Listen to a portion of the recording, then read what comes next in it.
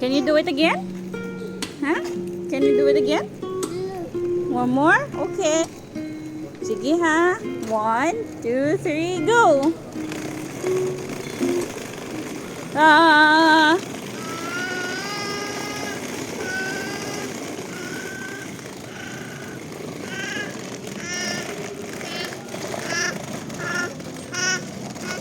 Nak.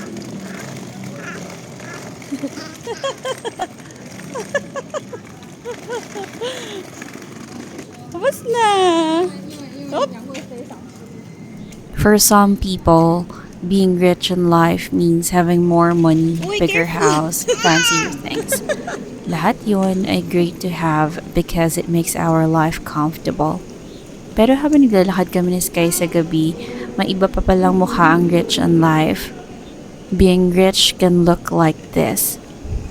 Slowing down, following the pace of your toddler, letting him explore the world one small corner at a time. Yung curiosity niya is an adventure.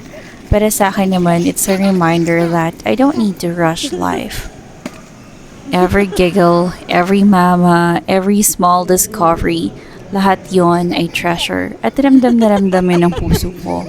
Kaya habang naglalakad kami, I whispered to myself, this is it. Ito yung yaman ko at hindi ako mawawalan hanggat meron ako nito.